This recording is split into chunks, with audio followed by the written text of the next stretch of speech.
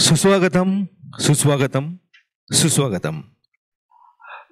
धूम्रपान आणि मद्यपान करणं शरीरास हानिकारक आहे आणि आम्ही त्यांचं कोणत्याही प्रकारे समर्थन करीत नाही. धन्यवाद.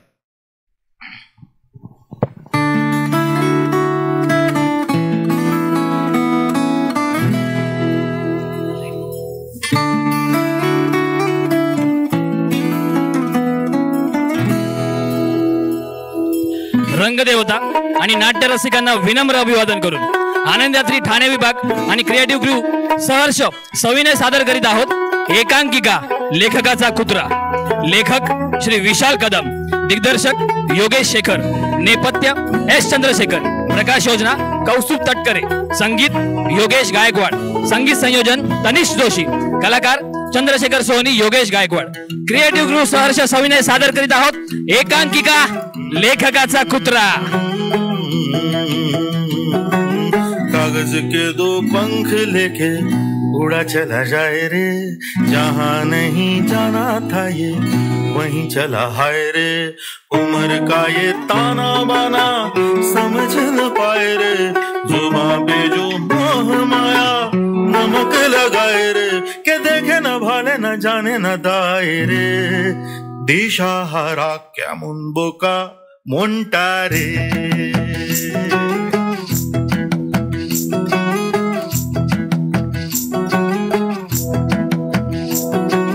कागज के दो पंख लेके उड़ा चला जाए रे, जहां नहीं जाना था ये.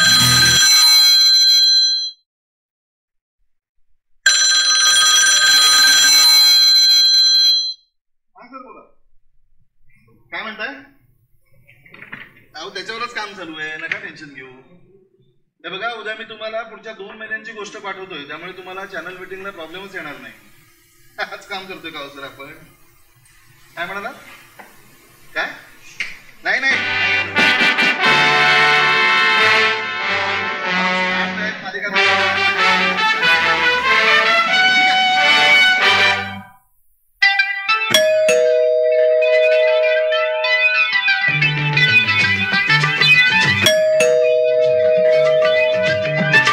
गोलमाल है भाई, सब गोलमाल है.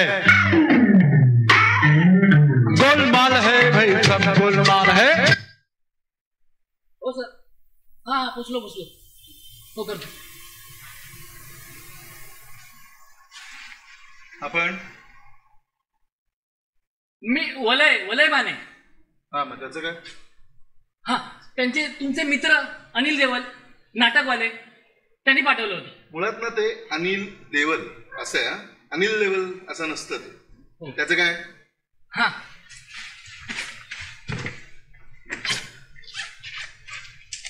सर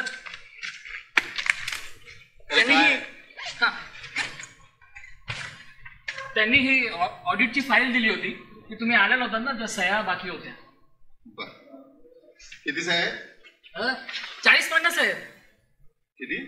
40-50 आहेत. ये उद्या संध्याकाळी मी करून ठेव. हो सर, ते आता दिलं असतं जरा बरं झालं असतं, म्हणजे पुढची कामं मार्गी लागली असती ना. अरे सगळं मान्य आहे, पण मला 4 एपिसोड पाठवायचे नाही तितका वेळ मला, आणि 40-50 आहेत सह्या. मी देतो करून, तू उद्या ये ना संध्याकाळी. सर मी थांबतो ना इथे, म्हणजे बाहेर थांबतो ना 15-20 मिनिटं. 15-20 मिनिटं? हो. 4 एपिसोड ते काय तळलं नाही का 15-20 मिनिटात व्हायला? हा, तुला सांगितलेलं कळत नाहीये का?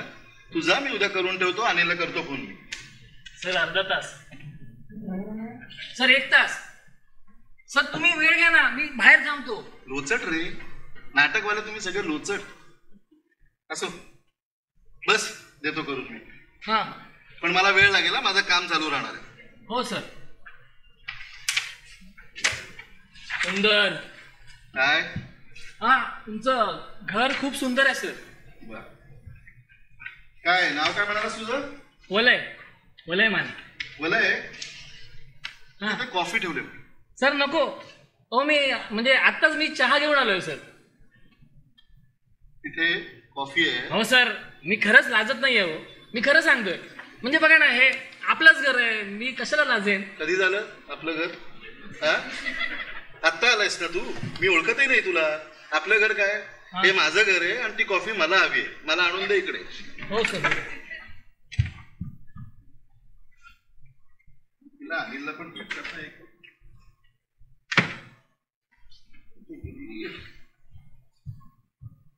सर ठेव तिथे. सुई घे थोडी. हा सुई घे थोडी. हो घेतो. आत्ता नाही म्हणाल होतास? सर नाही घेत, नको. ठीक आहे.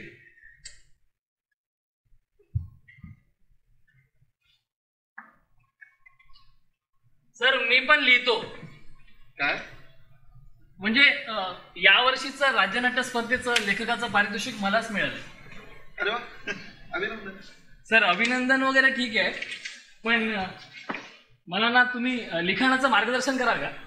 सरळ सरळ मला असिस्टंट म्हणून जॉब मिळेल का असं विचार ना.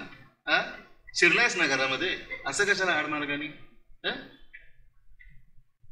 ठीक, काय लिहिलंयस त्याच्या अगोदर? सर ते मगाशी म्हणालो ना, देवल सरांनी तुमच्या संस्थेचं नाटक लिहिलं, लेखनाचं पारितोषिक मिळालं. ते अनिलचा माणूस आहेस नाही का तू? हो सर, म्हणजे त्यांनीच मला सांगितलं. लांब राहा. असं नाही, अनिल पासून लांब राहा. काय त्याला जाम खाज आहे नाटक वगैरे करायची. चला या खाजेवरती ना बाजारात एक पण बिटेक्स नाही, नाही तर मी पैसे खर्च करून त्याच्यासाठी पहिला आणलं असतं. असो, तुला लिहिता येतं म्हटलंस नाही का तू? हो. तर तुझाही वेळ जाईल, मलाही थोडी मदत होईल. ठीक आहे, हे वाच. मोठ्यानं वाच. मोठ्यानं. हो हो मोठ्याने वाचतो. वैदेहीला 7च्या आत घराच्या बाहेर काढायचं. वैदेही 7ला 3 मिनिटं आहेत, तिला बाहेर काढलं की तिचं व्रत मोडणार आहे. वैदेहीच्या नवऱ्याला कोणीतरी लिफ्टमध्ये बंद करून ठेवलंय. वैदेहीची सासू, नणंद, जाऊबाई तिला घराच्या उंबरठ्यापाशी आणून धक्का देतात, पण ती घराच्या आतच पडते.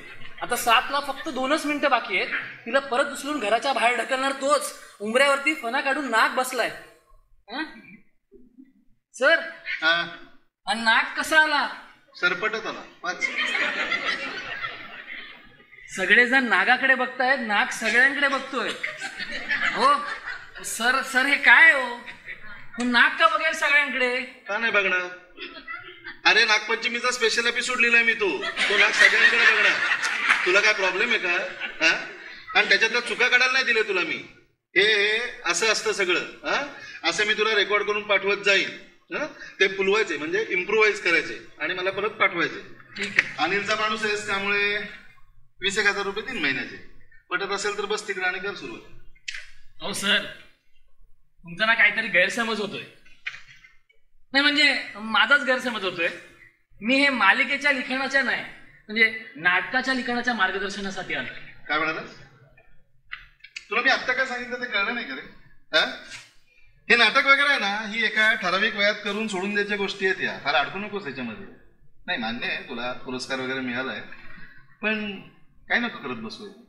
कसं आहे ना, कागदाला एकदा अहंकार चिकटला ना की मग त्याचं सर्टिफिकेट होतं. वा क्या बात आहे सर. वपू काय ना, मी वाचलीत त्यांची पुस्तकं. आता मी वाचवतोय ना तुला, तू माझं ऐक. हे भिकार धंदे जेवढ्या लवकर सोडशील ना तेवढं चांगलं आहे. एक वेळ ते हल्ली आज काय ते आहे ना, रील्स वगैरे बनव. युट्यूबवरती आगले मुद्दे टाकून ते व्हिडिओ बनव. म्हणजे तू आज इथं आलास, ते माझी कॉफी वगैरे प्यायला, हे घर आवडलं, असले काहीतरी कर रे. हे नाटक वगैरे नको करू. आज माझ्याकडे बघ, TRPचा बादशाह म्हणतात मला.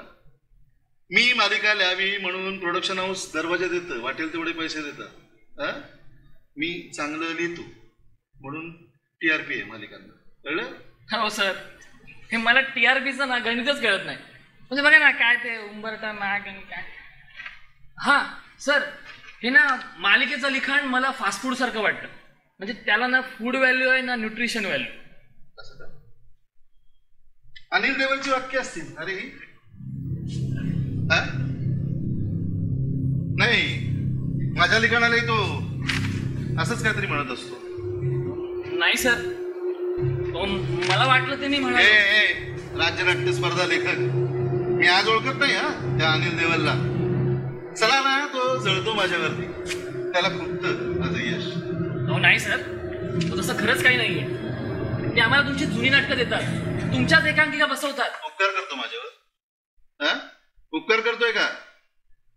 हे बघ, त्याला पहिलं नाटक मी लिहून दिलं म्हणून त्याची ओळख झाली, कळलं का? मी चांगलं लिहिलं म्हणून लोकांना आवडलंय ते, त्याची दिग्दर्शक म्हणून ओळख झाली. आता कोण कुत्रा ओळखत होता रे त्याला? हा? हे बघ, कुणाच्या तोंडावर बोललं नाही, पण मला विचारशील ना तर जगातला सगळ्यात थुकरट आणि भिकार दिग्दर्शक आहे तुझा तो अनिल देवल. काही त्याला जमत नाही. ही पण गाव झाली. तू कशाला त्याचं नाव काढलं रे? Sorry sir.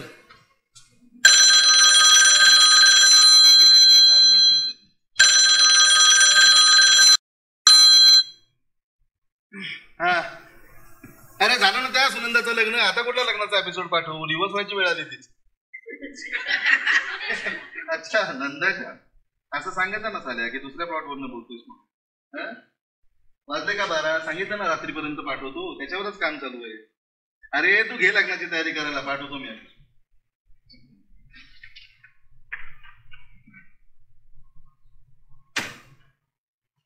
हे जे असं आहे ना, असं असतं इन्स्टंट. इतकं सोपं नसतं मालिकांचं लिखाण करणं. अर्थात वर्षभर एकच नाटक करणाऱ्यांना काय करणार म्हणा. असं तू बस, तुझी नाटकाची नशा उतरवतो बस. दारू पिणार का? नाही. अरे घे थोडी. मी दारू पित नाही. काय? मी दारू पित नाही. लेखक ना तू? लेखक आणि दारू पिण्याचा काय संबंध? अरे तुला सुचतं कसं? डोक्यातनं विषय कसे बाहेर पडतात तुझ्या? दारूने फक्त उलट्या बाहेर येतात, सकस लेखन नव्हे. ते करायचं असेल तर त्यासाठी हवा पुस्तकांशी व्यासंग, प्रवास, अमर्याद कल्पनाशक्ती. झालं? टाळ्यांची वाक्य झाली. अरे भिकार रे सगळं. अरे राजा नको याच्यात पडू तू. असो बस. काय या ज्या गोष्टी आहेत ना मगाशी तुला सांगितलं त्या, हे सगळं निरर्थक आहे. याला चिटकून जगायचं म्हटलं ना तर माणसावरती फक्त भीक मागायची पाळी येते. मला ना वेळीच कळलं आपण नाटकावरती नाही जगू शकत. दिलं नाटक सोडून. आज बघ, मालिका लिहायला लागल्यानंतर बक्कळ पैसा मिळतो. हाच तर फरक आहे ना सर तुमच्यात आणि अनिल सरांमध्ये. तुम्हाला नाटकावर जगायचं होतं आणि ते नाटकासाठी जगताय. वय काय तुझं? 29. हे जे काय तत्वज्ञान झाडतोयस ना हे सगळं त्याच्यामुळेच आहे. एकदा पोटाला तुझ्या चिमटे बसायला लागले ना की मग तुला कळेल. हा, सगळं झूट असतं रे. हो सर, मी तुमच्याशी बोलण्यात कधीच जिंकू शकत नाही. नाही म्हणजे तुमचा अनुभव, तुमचं वाचन, तुमचं ज्ञान इतकं अफाट आहे ना की माझ्यासारख्याचा काही निभावच नाही लागणार. हो, तुम्ही सहज गुंडाळाल मला. पण सर एक विचारू का? बोल. म्हणजे बघा ना, तुम्हाला अजिबातच बाहेर जायला, लोकांमध्ये फिरायला, प्रवास करायला, स्वतःशीच बोलायला देखील वेळ नाही. मग तुम्हाला हे असे नवीन विषय कसे मिळतात, कसे शोधता तुम्ही? आता तू माझ्याबरोबर काम करणार असं मी समजतो म्हणून तुला सांगतो. आजकाल ना खरं तर काही विचार करावा लागत नाही. चॅनलवालेच सगळं देतात. म्हणजे आजूबाजूला काय चाललंय, काय ट्रेंडिंग आहे, इतर भाषांमध्ये कुठल्या मालिका चालल्या ते पाठवतात. आपण त्याच्यावरनं स्क्रीन प्ले लिहून काढायचे. हो सर, ही तर कॉपी झाली. कायच करे, त्याला अडॉप्शन, इन्स्पिरेशन वगैरे म्हणतात. हो, शब्द बदलले तरी प्रकार चोरीचाच. अरे न सांगता उचलतात त्याला चोरी म्हणतात. इथं सगळं लिगल असतं, डॉक्युमेंटेड असतं. हो पण सर तरी हे स्वतःलाच फसवणं झालं ना. नाही म्हणजे बघा, आपल्याला काही नवीन विषय हवे असतील तर आजूबाजूला पाहिलं, म्हणजे डोळ्यासपणे पाहिलं, संवेदना जाग्या करून त्यातलं मर्म शोधलं तर आपल्याला विषय सापडतील ना. हो, आपण समाजाचं काहीतरी देणं लागतो. हा, त्यांच्या वास्तवातली खरी दुःख आपल्या लिखाणातून यायला हवीत ना. त्यानं काय होईल? त्याने समाजाला नवीन दिशा मिळेल, आपल्या लिखाणाला जिवंतपणा येईल. सर मी मध्यंतरी तुमचं कुठेतरी लेख वाचला होता. म्हणजे जगण्यातून येतं ते लेखन अस्सल असतं आणि बघण्यातून येते ती फक्त नक्कल. 24 तास या एकाच खोलीत बसून तुमच्या लेखनाला खोली कशी येणार? डेंजर रे सगळं. मला जाम भीती वाटते. हो, लोकांसमोर चांगले विषय मांडण्यात कसली आली आहे भीती? त्याची नाही रे, तुझ्यासारख्या लोकांची. तुझ्यासारखे लोक आहेत ना, हे आपल्या लेखनाने जग वगैरे बदलायला निघालेले असतात. चला यांनी लेखकाची परिस्थिती बदलत नाही, जग काय बदलणार. असो, मग अशी बोलणार तुला हा तुझा दोष नाही रे, तुझ्या वयाचा दोष आहे. एकदा तिशी ओलांडली आणि खऱ्या जगाशी संबंध यायला लागला ना, आम्ही कळतं आपण किती गोंगळ आदर्शवादी विचार करायचे होते. मग स्वतःच हसायला येतं, नाही तर मग राग येतो. त्याच्यानंतर ही अक्कल नाही आली तर मग हातामध्ये विफलता, नैराश्य, भिकार जगणं हे आहेच, क्रमप्राप्त आहे, त्याला काय इलाज नाही. असो, त्यामुळे माझं ऐक, ते भिकारधंदे बंद कर आणि गप्प पैसे कमवायच्या मागे लाग. सॉरी सर, रे सॉरी, पण मला लेखक व्हायचं, तुमच्यासारखं मालिकेचं कारकून नाही व्हायचं. ए ऐकून घेतो म्हणून काय पण बोलशील का रे तू? हा, तुला तरी कळते तू काय बोलतोस ते? हा, काय माहिती रे तुला मालिकांबद्दल, मालिकांच्या निर्मितीबद्दल, का सुरू झाल्या मालिका, काय काय माहिती काय तुला? हे जे 90s मध्ये ग्लोबलायझेशनच्या नावाखाली भूत शिरलं ना आपल्या घरामध्ये टेलिव्हिजन नावाचं, आपण तयार नव्हतं त्याच्यासाठी. काय दाखवणार होतो रे आपण त्याच्यात? हा, काय दाखवणार होतो? आणीबाणी, पूर, भूकंप, हा का बाबरी मस्जिद दाखवायची होती त्याच्यावरती? अरे 12-12 महिन्याची लोक दुष्काळात राहतात, त्यांनी 24-24 तास जर ही चित्र बघितली तर काय अवस्था होईल त्यांची? केलाच विचार कधी? या सगळ्यावरती उपाय ना म्हणून आल्या या मालिका. या तुमच्या इडियट बॉक्सला मनोरंजनाचा अॅनेस्थेशिया देऊन, तुमचं हे डोकं काही काळ बाजूला ठेवून तुमचं मनोरंजन व्हावं ना म्हणून आल्या मालिका. त्यावेळची सामाजिक गरज होती ती. सर, पण मालिका म्हटलं ना की मला आठवतं ते भारत एक खोज, मालगुडी डेज, हम लोग, माझ्या बालपणाचा न विसरता येणारा भाग होता या मालिका. सर, तेव्हाच्या मालिका आणि या आत्ताच्या मालिका, हो या आत्ताच्या मालिकांची लायकी तरी आहे का त्या मालिकांची तुलना करायची? मुळात तुझी आहे का रे लायकी? हा, काय करून समजतोस कोण तू स्वतःला? अरे त्यावेळची परिस्थिती, आत्ताची परिस्थिती, त्यावेळची स्पर्धा, आत्ताची स्पर्धा, काही फरक आहे की नाही? हा, काही डोक्यात येतंय की नाही? मुळात तुला काय माहिती रे मालिकांच्या लेखकांबद्दल? काय माहिती काय तुला? अरे एका सीन वरती, एका वाक्यावरती वर्षभर काढतो आम्ही. हा, डोकंफोड करावी लागते. एवढं सोपं नाहीये हे माध्यम. हातामध्ये पुरेसा वेळही नसतो आम्हाला, इन्स्टंट द्यावं लागतं सगळं. तरी सुद्धा वेगवेगळ्या अभिरुचीच्या, वेगवेगळ्या वयाच्या, वेगवेगळ्या भागातल्या, वेगवेगळ्या स्वभावाच्या असंख्य माणसांना एका ठिकाणी आम्ही खेळवून ठेवतो, त्यांचं मनोरंजन करतो. हा, हे जरा बाजूचं जग आहे ना, हे बघ.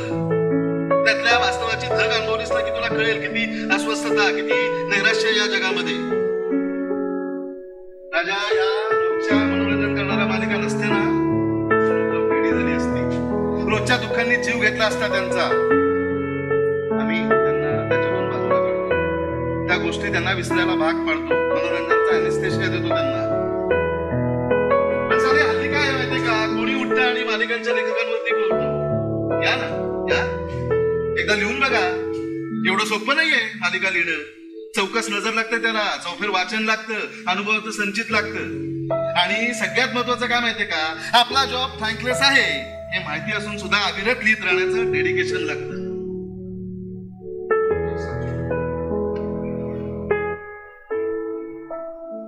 सर, तुमचा ना काहीतरी गैरसमज होतो.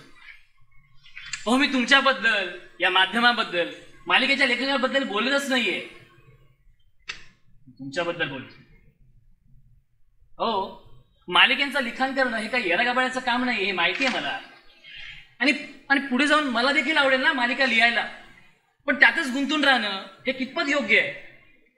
हो, तुम्ही मालिकेसोबत इतर माध्यमही हाताळायला हवीत ना. म्हणजे बघा ना, तुम्हाला या मालिकांमधून पुरेसा वेळ मिळतोय की नाही हे सुद्धा मला माहिती नाहीये.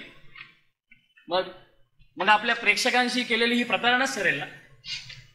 सर, सध्या तुम्ही हे जे काही लिहिताय ना, मला खूप असह्य करतं. म्हणजे राज्यनाट्य स्पर्धा लेखक वलय माने यांना आवडत नाही म्हणून मी मालिका लिहायच्या नाही? अहो, लिहाव्यात ना सर, जरूर लिहाव्यात, पण वेळ घेऊन लिहाव्यात. हा, नाही म्हणजे बघा, मालिकेच्या लेखकाला पुरेसा वेळ मिळत नाही, हे माध्यम इन्स्टंट मागतं सगळं. पण तरी सर काही वेगळ्या घटनेच्या मालिका आहेत ना, पण तिथे तुम्ही मला कुठेच दिसत नाही आहात. हो, मला 6 एकांकिका लिहायला 4 वर्ष लागली.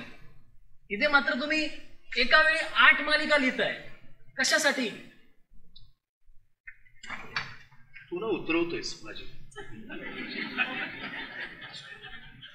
काय आहे, मला पण मजा येते. पण बरेच दिवसांनी ना कोणतरी असं माझ्याशी वाद घालते का, मजा येते मला. मी पण तुझ्यासारखंच होतो, सेम तुझ्यासारखं. आपल्याला सगळ्यातलं सगळं कळतं. या आविर्भावात मी सगळ्यांची मांडायचो. नंतर कळलं आपल्याला कशातच काय कळत नाही. व्यवहार तर अजिबातच नाही. आणि ज्याला व्यवहार कळत नाही तो जगाच्या बाजारामध्ये उभा राहायच्या लायकीचा नसतो. हे ज्या दिवशी कळलं त्या दिवशी कळलं. हे मालिका मालिका मालिका जे काय तू करतोयस ना, का आली तुम्ही मालिका, तर माझ्यातल्या लेखकाला ओळख दिली, पैसा दिला या मालिकाने. तो बघ, तो त्या कट्ट्यावर बसलेला एक तुकडट लेखक, तिथपासून हे अमुक एक मालिकेचे लेखक. बरं का, हा जो काही मधला आदराचा प्रवास झाला ना तो या मालिकांमुळे झाला. मान, सन्मान, प्रतिष्ठा, पैसा हे दिलं म्हणून मी लिहितो मालिका. सर, मान्य आहे मला, तुम्हाला या मालिकांनी बक्कळ पैसा दिला आणि त्यामुळे तुम्ही 5 स्टार मध्ये जाऊन जेवायला देखील. पण एक विचारू सर, चुलीवरची गरमागरम भाकरी, मिरचीचा ठेचा, पिठलं, लोणचं याला बघून तुमच्या तोंडाला पाणी सुटतं का? नाही सुटत. का माहिती? तर त्यामागचा निर्मळ उद्देश. पंचपक्वान ही विकण्यासाठीच देखणी बनवलेली असते. भाकरीचा मूळ उद्देश पोट भरण्याचा. त्याने मन आणि पोट दोन्ही दुखतं. तुमचं काहीसं असंच होतंय हो सर. तुमचा मूळ उद्देशच चुकतोय. म्हणजे तुम्ही पैसा कमवण्यासाठीच लिहिताय, काहीतरी चांगलं देण्यासाठी नव्हे. हो, पैसा पैसा पैसा म्हणजे काय आहे हो? तसे काही तुकडेच बळा, कागदाचे असे तुकडे की जगात त्याला कुठेच कचरापेटी नाही. बरं का? हो सर, मी तुम्हाला ना बोलण्यात कधीच हरवू शकत नाही. अरे पण तुला का हरवायचंय मला? मुळात तू का बोलतोयस आणि मी का ऐकून घेतोय? लेखकाने काय सगळ्यांचं सगळं असं ऐकून घ्यावं असा काय नियम नाहीये. तेव्हा तू माझं मार्गदर्शन घ्यायला आलायस ना, तेव्हा मी सांगतोय तेवढं ऐक. सर, तुम्ही सिगरेटही पिता? तुझा ना बेसिकच लोच आहे. मुळात ना सिगरेट ओढतात आणि दारू पितात. सर, भाषेच्या बाबतीत जितके आग्रही आहात तितके कंटेंटच्या बाबतीतही राहा ना. नाही म्हणजे बघा ना सर, की तुमची मालिका आहे ना, बांगड्या फुटल्या, त्या मालिकेत काय झालं गेल्या आठवड्यात मी सांगतो. सांगू? अरे वर बस की. हो नाही सर, मी राज्यनाट्य स्पर्धेचा लेखक आहे ना, माझी जागा जमिनीवरच. हा, ते राहू दे. तर तुमची ती मालिका, त्यात जे मुख्य पात्र होतं ना, लक्ष्मी, तिची जाऊबाई, तिला कारस्थानाने घराबाहेर काढते. अहो, कसं शक्य आहे? म्हणजे बघा, ती लक्ष्मीवर असं आईच्या मायेने प्रेम करत होती. गेल्याच महिन्यात तिला वाचवताना तिचं मुलंही तिला गमवावं लागलं होतं आणि अचानक ही विलन होते. हो, हे कसं स्वीकारायचं? मी लिहिले म्हणून. पण हे का लिहिलं तुम्ही? तू पी ना. तू पीत का नाहीयेस? अरे माझी उतरवतोयस तू. तुला ना तुझ्या लेवलला येऊन सांग. हो सर, असू दे असू दे. मुळात ना भलाई माने, मी ज्या मालिका लिहितो त्या सर्वसामान्य माणसांसाठी असतात, म्हणजे माझ्यासाठी. तुझ्यासारख्या आईन्स्टाईन विचारवंतांसाठी नाही. कळलं? लिहितो. हो, कळलं. मगातपासून तू माझ्या मालिकांना यथाच्छ शिव्या देतोयस हा? पण लक्ष्मी, बांगड्या फुटल्या, अमुक तमुक हे सगळं तुला माहिती आहे म्हणजे तू पण बघतोसच की माझ्या मालिका हा? पाहतो ना सर, नाटकाची शिडी करून वर गेलेल्या आणि TRPच्या सापाने गिळंकृत केलेल्या एका असहाय्य लेखकाला पाहत असतो मी. टाळ्यांची वाटकी झाल्या रे. हे बघ, मी दारू पिण्याचं पवित्र काम करताना शिव्या देत नाही ना, म्हणून तू वाचलंयस. हो सर, हो मी चुकीचं काय बोलतोय मला सांगा ना. तू माझ्याच घरात येऊन माझी मारतोयस, हे चुकीचं नाही का? अरे तू माझं मार्गदर्शन घ्यायला आला होतास ना, पण तुझं दर्शन झाल्यापासून तू मलाच मार्ग दाखवतोय. माफ करा सर, मला तसं म्हणायचं नव्हतं. पण सर एक विचारू आहे अजून? म्हणजे लेखनासंबंधी प्रश्न विचारू. आता जी बी पिणार आहे ती उतरणार नसेल तर विचार. हा सर, तुमच्या मते अभिजात लिखाण कोणतं? काय अभिजात लिखाण कोणतं? अभिजात लिखाण हो, बाजारात विकलं जातं ते. काय बाजारात विकलं जातं ते? तुला परत लेवलला येऊन सांगायला बस. हे बघ, आजकाल बाजारामध्ये 3च गोष्टींना महत्व आहे. 3च गोष्टी बघितल्या जातात. पहिली म्हणजे सेक्स. हा, पण तो थेट, जुन्या काळासारखं नाही अशी 2 माणसं आली गुलाब पिलप असलं नाही, थेट जे काय ते थेट. दुसरं म्हणजे कारस्थान, हे तू मगाशी वाचलं असते, लक्ष्मी तिची जाऊ, या सगळं. तिसरा विनोद. हा, आजकाल याच्यामध्ये 2-3 गोष्टी वाढल्यात. त्याच्यामध्ये म्हणजे एक अस्मिता ती नाही, इकडे बघ. दुसरी श्रद्धा. या 5 गोष्टीत ज्या काय आहेत ना त्या करण्यासारख्या, बघण्यासारख्या आणि लिहिण्यासारख्या. आता एक लेखक म्हणून तुला याच्यातलं काय जमतं ते करावं माणसांनी. वा, क्या बात आहे सर. म्हणजे आता मला कळलं या मालिकांच्या मार्केटमध्ये तुमची चलती काय आहे ते. म्हणजे बाकीचे सगळे लेखक मूर्ख आहेत, उगाच काहीतरी नवीन शोधाच्या भानगडीत पडलेत. सर, तुम्ही ना आमच्या सगळ्यांसाठी एक वर्कशॉप घ्या ना. तू माझं कौतुक करतोयस की माझी खेचतोयस? हो नाही सर, मी तुमचा आदर करतो. हो ना? हो, पण मला जाणवत का नाही मग तू काही नाही. चला, मागातपासून तू मालिका करतोयस. तुला माहितीये का नाही किती मोठ्या प्रमाणात बघितल्या जातात त्या माझ्या मालिका? आणि माझं तर स्पष्ट मस्त आहे, तुमच्या हातात रिमोट असतो की नाही तुमच्या घरातल्या टीव्हीचा, नसेल आवडत तर बंद करा. हा, हे म्हणजे मी नागडा फिरेन, तुम्हाला विकृत वाटत असेल तर तुम्ही डोळे बंद करा, हे असं म्हणण्यासारखं. कुणाला विकृत वाटत असतील ना तर करतील ना डोळे बंद. तुला त्या लोकांना हे असं हवं असतं म्हणून लिहावं लागतं मला. मी लाख नैतिकतेचे कपडे घालले ना अंगावरती, जिथे सगळा समाज नागडा आहे तिथे त्याने किती फरक पडणार आहे? तुला काय वाटतं रे? काय वाटतं तुला? आम्हाला चांगलं लिहायचं नसतं?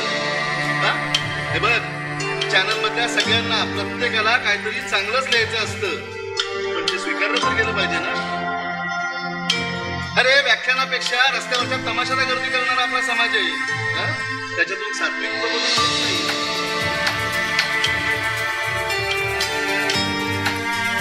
तुला काय मला चांगलं लिहायचं नाही?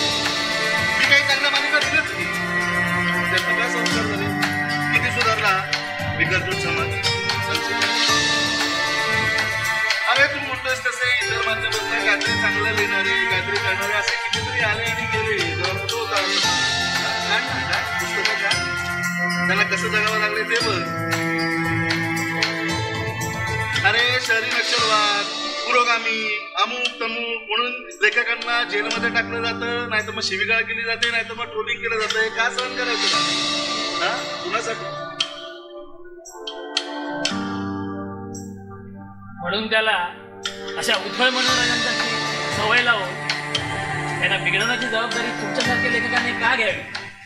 हो, म्हणजे ज्याची प्रतिमा गंधर्व महोत्सवात गाण्याची आहे आणि काही पैसा मिळतोय म्हणून ऑर्केस्ट्रात गाण्या गाण्याच्या सुपाऱ्या का घ्याव्या? कारण लेखकालाही पोट असतं. त्यालाही घर आहे, त्यालाही या सगळ्यासाठी पैसा लागतो. तो कसा कमवायचा त्याने? तो हे असं प्रबोधन करून नाही मिळत ना. मुळात तुला किती लोक माहिती आहेत रे? किती लोक तुला माहिती आहेत जी तिकीट काढून व्यावसायिक नाटक बघायला जातात? किती लोक तुला माहिती आहेत जी पुस्तकं विकत घेऊन वाचतात? मुळात किती संपादक तुला माहिती आहेत की जे पेपरा बिपरामध्ये लेख लिहिण्याचे पैसे देतात? माहितीये? ते सोड. हे इतकंसं करून कुठल्या लेखकाचं सगळं व्यवस्थित चालतं नाही कोण? मुळात कुठल्याच लेखकाचं या एवढ्या गोष्टीवरती भागत नाही. अरे जिथे या समाजात लेखकालाच काही किंमत नाही, तिथं त्याच्या शब्दांनी हा भुक्कड समाज सुधारणार असेल, तुला वाचत असेल ना? हो सर, तुम्हीच अशी हिंमत धरून कसं चालेल? म्हणजे बघा ना, आपल्या लिखाणातून चेहरा समजायला त्यांचा चेहरा दाखवणं गरजेचं आहे, त्यांच्यासमोर आरसा धरणं गरजेचं आहे. अरे राजा गप रे, गप तू. मुळात हे असं पडदा आरसा हे असले मोठे शब्द नको फेकू. असलं काही खरं नसतं. काही खरं नसतं असं. अरे मुळात ज्यांना आपले चेहरे वास्तवाच्या आरशात बघायची भीती वाटते ना, ते मग हे तुम्ही दाखवलेले आरसे फोडून टाकतात. कळलं? एकदा चॅनलच्या ऑफिसमध्ये येऊन बघ कुठल्या कुठल्या केसेस चाललेल्या असतात ते. राजकीय सेन्सॉरशिप, धार्मिक सेन्सॉरशिप, कॉर्पोरेटचं काहीतरी वेगळंच. या सगळ्यात काय घंटा दिशा देणार समाजाला?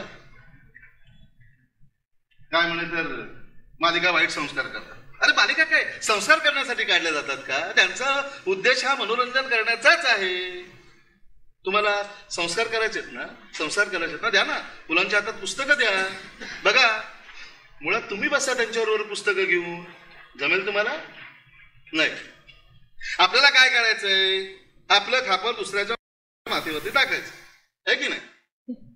हो सर, मालिकेमधून नसतील संस्कार करता येत, नाही शहाणा करता येत, मग नाटकांमधून तुमचे विचार मांडा ना.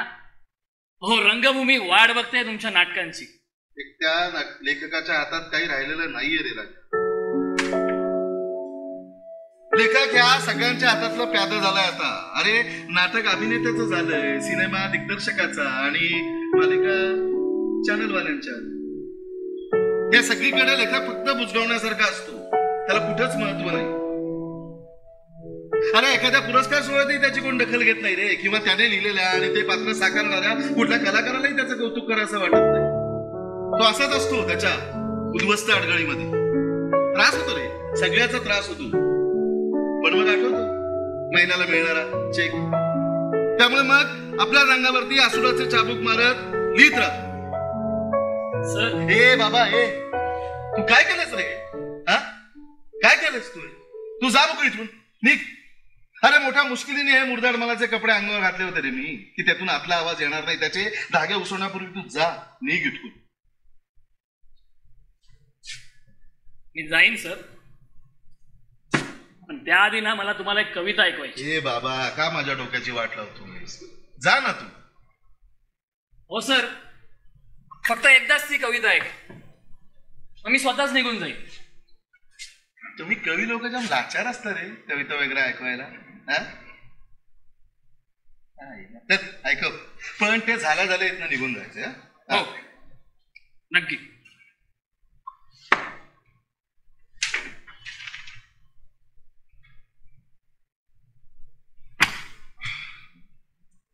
ऐकू सर? लेखकाचा कुत्रा झालाय जो फक्त भोबो करतोय.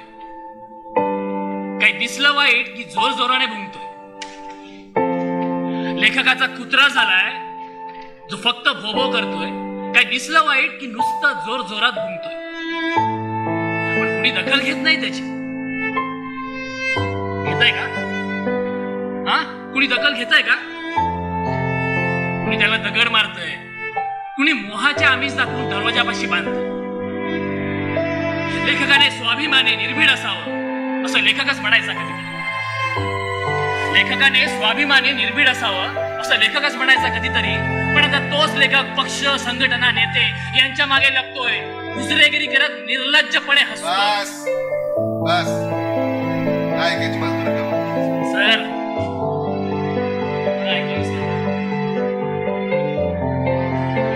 म्हणजे तलवार, अन्यायाविरुद्ध लढणारी.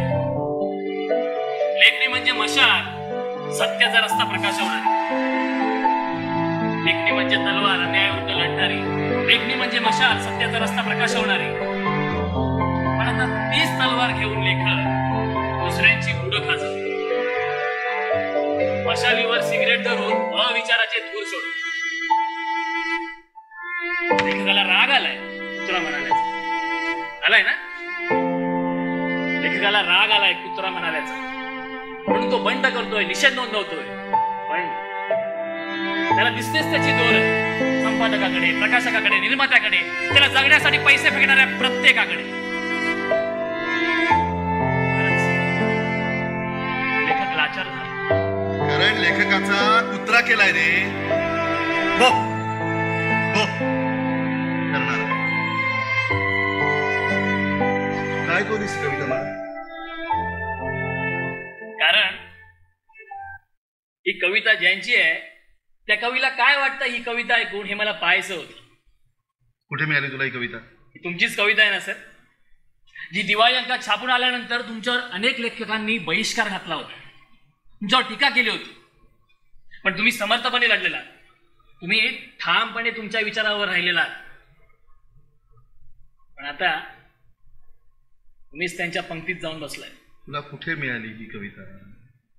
हो सर, ही बरीच वर्ष मी माझ्याकडे जपून ठेवली होती. अरे पण का, कशासाठी? कारण ती कविता वाचून मी तुमच्यासारखं लेखक व्हायचं ठरवलं होतं. कोण आहेस तू? कोण आहेस? सर, मी वलय माने. आठवत आहे? काळा चौकीला तुम्ही आमच्या शाळेत बालनाट्य बसवलं होतं. म्हणजे तुम्हीच आम्हाला लेखनाची, वाचनाची आवड लावली होती. तुम्ही गोष्टी सांगायचा, तुम्ही आम्हाला गोष्टी सांगायला पण लावायचा. त्यातूनच माझी लेखनाची आवड वाढली. हो, मी तुमचे सगळे लेख फॉलो करत होतो. हो, तुमच्या संस्थेत मी बॅकस्टेजला पण काम केलंय. मी विसरलात ना तुमच्या चिन्याला सर? अरे तू चिन्या, तू सारखा माझ्या मागे पुढे करायचा. मी कुठली पुस्तकं वाचू सर? मला तुमच्यासारखंच बनायचंय. तू चिन्या? अरे मग मगातपासून काय हे सगळं? सांगणार होतो सर, भेटूनच सांगणार होतो, पण खूप वेळ गेला. मला तुमच्यासारखं व्हायचं होतं. माझे गंधार सर हरवले, तो कुठेतरी हरवले. परिस्थितीनुसार बदलावं लागतं चिन्या. आयुष्यात परिस्थितीने बदललेला माणूस होण्यापेक्षा परिस्थिती बदलणारा माणूस व्हा असे सांगणारे आमचे सर परिस्थितीने बदललंय असं सांगताय. ठीक आहे सर. हो पण एवढा बदल काय कामाचा? त्याने आपली ओळखच नाहीशी होईल. आयुष्य फार विचित्र खेळ खेळलंय चिन्या माझ्याशी, तुला नाही का? Struggle is a romantic journey of life. या प्रवासाचा आनंद घेता यायला हवा असं म्हणणारे आमचे सर आज या प्रवासात काही जखमा झाल्या म्हणून तो रस्ताच बंद करून टाकतात. लेखन म्हणजे चैतन्याचा शोध घेणं, अंतर्मनाला पडणाऱ्या प्रश्नांची उत्तरं शोधणं, ज्यातून आत्मिक समाधान मिळतं ते खरं लेखन असं म्हणणारे आमचे सर. जे विकलं जातं ते अभिजात लिखाण म्हणतात. त्याच त्या माती, त्याच त्या साच्यात तीच ती माती घालून ती बनवणाऱ्याला कारागीर म्हणतात. कलाकार प्रयोगशील असतो तो खरा कलाकार असं जगाला ठासून सांगणारे सर आज त्याच साच्यात तीच माती घालतात. हॉटपेक्षा किळसवानी थट्टा हवी असणाऱ्या असंख्य प्रेक्षकांवर मला पराकोटीच्या तुच्छतेने थुंकावं वाटतंय असं म्हणणारे आमचे सर आज सेक्स, विनोद, कारस्थान विकत बसलेत हे माझ्या समजण्या पलीकडे आहे सर. पास कर रे चिन्या, पास कर. अरे एखाद्याला इतकंही नागणं नाही करावं रे की त्याला स्वतःकडेच बघायची लाज वाटेल. मी मुद्दाम नाही केलं रे सगळं, मी मुद्दाम नाही केलं. अरे या नाटकामुळे वाईट परिस्थिती आली होती. वाद नको घर सोडलं, पैसा नाही खिचत, केविलवाणी अवस्था झाली होती. अरे इतर वेळी लेखकांवरती बोलणारा समाज माझ्यावरही अवस्था निघाला कुठेच नव्हता रे, कुठेही नव्हता. अख्खं आयुष्य दिलं मी नाटकासाठी, पण त्या लोकांनी पाठच फिरवली. पाठीशी उभा राहिला होता, पण तो पण नाटकला होते. किती दिवस पोषणार. लेखकाला सकस ठिकाणावरती जगता येईल असं वातावरण नाहीये जिल्ह्यात, म्हणून वळालो मालिकांकडे, म्हणून लिहितो. आज बघ सगळं आहे की माझ्याकडे. देवाची डोळ्यातली चमक नाही असत, त्याचं काय. खरं सांगू सर, तुम्ही तुमच्या मालिकेमधून मुलींच्या मासिक पाळीवर, प्रेमावर, जगण्यावर, अंधभक्तीवर एखाद दुसऱ्या तुमच्या पात्राच्या माध्यमातून बोलत असता. हा, म्हणजे तुम्हाला समाजाला जे काही शहाणपण शिकवायचं असतं ना ते त्यातून दिसत असतं. पण सर, मी नुसत्या मालिकाच करताय हो. थोडं नाटकाकडे पण वळा ना सर. अहो, ही रंगभूमी तुमची वाट बघते. पहिला नका ना हो पोरका करू. म्हणून एवढं बोललो, मला माफ करा. नाही म्हणजे मला हे माहिती आहे की तुम्हाला पण रंगभूमीकडे यायचंय. तुम्ही संस्थेच्या ऑफिसमध्ये जाऊन रडत असता, हे माहिती आहे आम्हाला. आम्हाला म्हणजे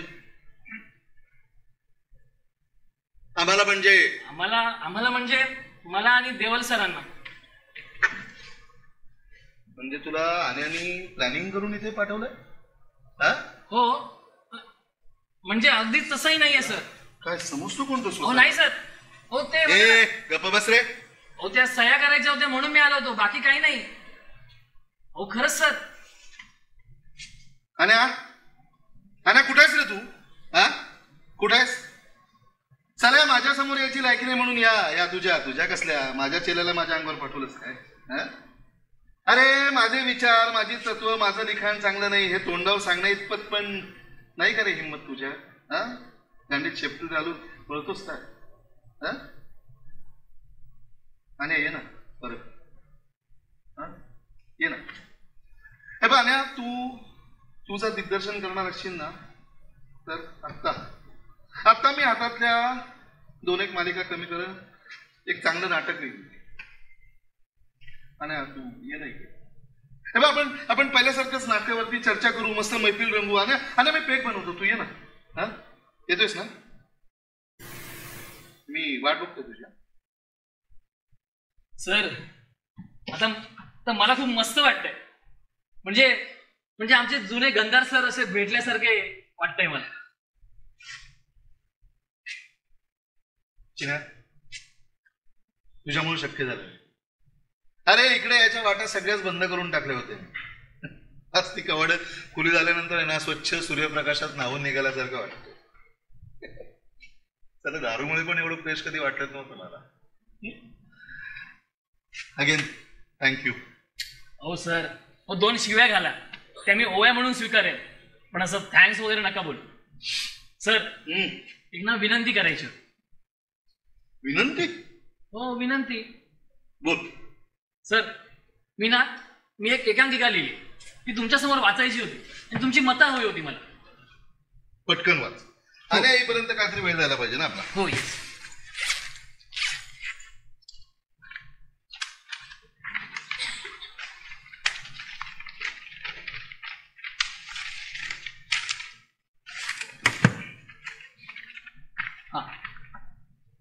इथं नाही, इथं नाटकाची जागा तिथे आहे, तिथे बस. ओके.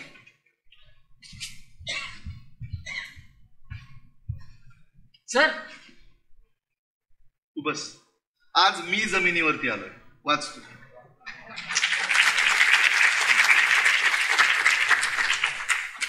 एकांकिकेचं नाव आहे लेखकाचा कुत्रा.